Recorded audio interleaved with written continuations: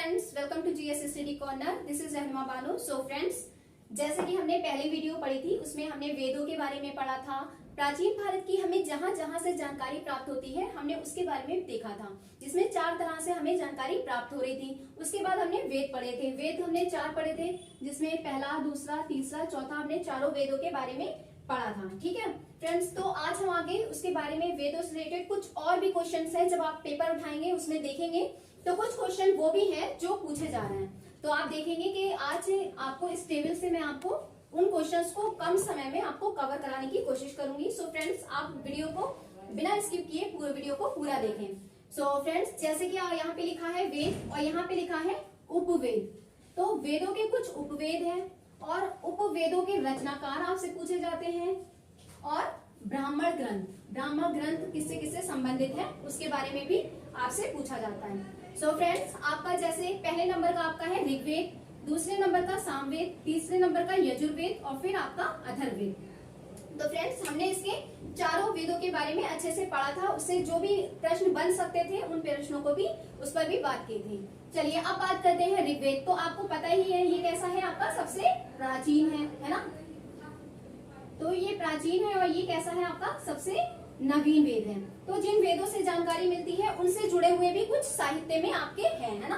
तो कुछ वेदों से जुड़े हुए उपवेद लिखे गए हैं और उपवेदों के रचनाकार आपसे पूछ लिए जाते हैं और उनसे कुछ ब्राह्मण ग्रंथ भी जुड़े हुए हैं। ठीक है, चलिए बात करते हैं ऋग्वेद। तो ऋग्वेद का आपका जो उपवेद है वो क्या है, आपका आयुर्वेद। तो ऋग्वेद आपका आयुर्वेद है और आयुर्वेद को रचनाकार कौन है, जिसने आयुर्वेद का रचना किसने की है, तो आपके धन्वंतरी हो जाएंगे। इसी तरह से आपका ये भी क्वेश्चन बनता है कि ऐतरेय है, कौशिकी है, ब्राह्मण ग्रंथ ये हैं। ये कैसे हैं, ब्राह्मण ग्रंथ यहाँ पे दिए हैं, यहाँ पे उपवेदों के रचनाकार दिए हैं और यहाँ पे इन वेदों से संबंधित आपके उपवेद दिए हैं। ठीक है, तो जिस तरह से आपका ऋग्वेद का उपवेद क्या हो जाएगा, आपका आयुर्वेद। अब बात करते हैं आयुर्वेद के रचनाकार कौन है, तो धन्वंतरी।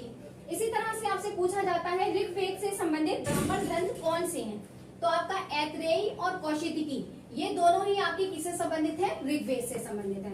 चलिए अब अगली भी बात करते हैं सामवेद फ्रेंड्स, जिसमें हमने संगीत की बात की थी कि संगीत का भारतीय संगीत का जन्मदाता या भारतीय सुरों का जन्मदाता है ना, तो सामवेद को माना जाता है। अच्छा, सामवेद से जुड़ा हुआ उपवेद कौन सा है आपका, तो सामवेद से जुड़ा हुआ उपवेद आपका गंधर्व वेद है। और आपका गंधर्व वेद की रचना करने वाला कौन है, तो रचना करने वाला हो जाएगा आपका भरत मुनि। अगली बात करते हैं तो पंचविश और जैमिनी षड्विश। तो पंचविश और जैमिनी षड्विश ये ब्राह्मण ग्रंथ किस वेद से संबंधित है, तो आपका आंसर हो जाएगा सामवेद।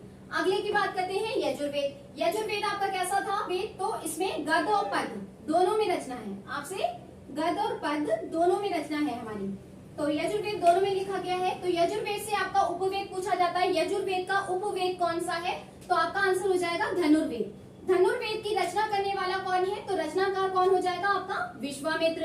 अब इस तरह से आपका तैत्तिरीय, शपथ, तांडव ये तीनों ही आपके उपवेद किससे संबंधित है, यजुर्वेद से संबंधित हैं। ये ब्राह्मण ग्रंथ किससे संबंधित है, आपके यजुर्वेद से संबंधित हैं। अब बात करते हैं आपका नवीन जो अथर्ववेद है। चलिए, तो अथर्ववेद से आपका संबंधित कौन सा है उपवेद, तो शिल्पवेद है आपका। शिल्पवेद का आपके रचनाकार कौन हो जाएंगे, विश्वकर्मा हो जाएंगे।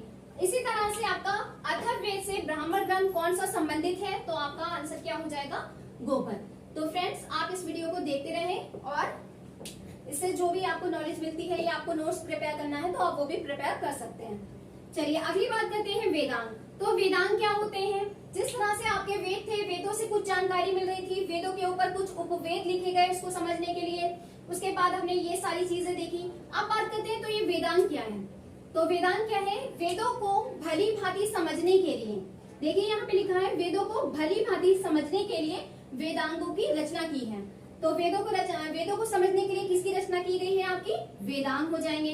अब बात करते हैं, पूछा जाता है वेदांगों की संख्या कितनी है, तो वेदांगों की आपकी संख्या कितनी है, 6 है। कौन कौन से हैं, बात करते हैं इस पर। एक शिक्षा, कल्प, व्याकरण, निरुक्त, छंद तथा ज्योतिष, ये 6 आपके क्या है, वेदांग हैं। तो फ्रेंड्स एक मिनट, वेदों की संख्या नहीं, यहाँ पे वेदांग हो जाएगा। ठीक है, यहाँ पे वेदांग हो जाएगा। क्योंकि वेदों की संख्या तो आपकी 4 है, लेकिन वेदांत की संख्या आपकी कितनी है? 6 है। ठीक है, अब बात करते हैं पुराण। तो इस तरह से आपके कुछ पुराणों से भी क्वेश्चन बनते हैं, क्योंकि पुराणों से भी हमें अच्छी खासा स्रोत मिलता है, जिससे हमें प्राचीन भारत की जानकारी मिलती है। प्राचीन भारत में कैसी संस्कृति होगी, कैसा समाज होगा, उससे हमें कुछ जानकारी प्राप्त होती है। ठीक है, अब बात करते हैं तो पुराण कैसे हैं? ऐतिहासिक कथाओं का सबसे अच्छा क्रमबद्ध विवरण हमें कहाँ से प्राप्त होता है? ऐतिहासिक कथाओं का तो सबसे अच्छा क्रमबद्ध हमें कहाँ से मिलता है? पुराण से। ठीक है, पुराण की बात करें तो रचयिता अगर इसका पूछा जाए या संकलनकर्ता की बात हुए तो इस किसे माना जाता है? लोमहर्ष तथा उसके पुत्र उग्रश्रवा को। किसको माना जाता है? लोमहर्ष और उग्रश्रवा को इसका रचयिता माना जाता है। चलिए बात करते हैं पुराणों की संख्या कितनी है। तो पुराणों की संख्या आप याद रखेंगे 18 है। आपसे ये भी पूछा जाता है कि प्राचीन आपका पुराण कौन सा है? तो प्राचीन पुराण आपका कौन सा हो जाएगा? मत्स्य पुराण आपका सबसे प्राचीन है। चलिए, जिस तरह से आपके पुराण आपने वेद देखे 4 थे, उसी तरह से वेदों में मंडल देखे 10 थे, उसी तरह पुराण भी आपके पास 18 संख्या है। तो क्या हमें 18 के 18 पुराण पढ़ने हैं? तो हमें इनके 18 पुराणों की अध्ययन करने की आवश्यकता इतनी नहीं है। तो जो इम्पोर्टेंट है, जहां से आपके क्वेश्चन बन जाते हैं, जहां से आप प्रीवियस ईयर क्वेश्चन में आप उठाकर देखेंगे, तो जहां से क्वेश्चन बनते हैं वहीं से ही उतने का ही अध्ययन करेंगे। ठीक है, चलिए अगली बात करते हैं कि कुछ पुराण हैं जो आपसे पूछे जाते हैं। जैसे कि आपसे पूछा जाता है मत्स्य पुराण। तो मत्स्य पुराण कौन सा है? सबसे प्राचीन पुराण है। तो अब ये पूछा जाता है मत्स्य पुराण में किस वंश की जानकारी प्राप्त होती है? कौन से वंश की जानकारी प्राप्त होती है?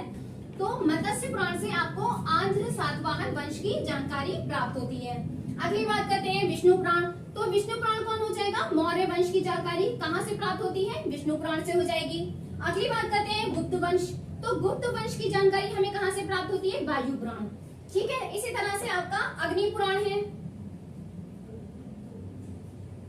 अग्नि पुराण से आपकी सामाजिक तथा सांस्कृतिक व्यवस्था का अच्छे से वर्णन मिलता है, इसमें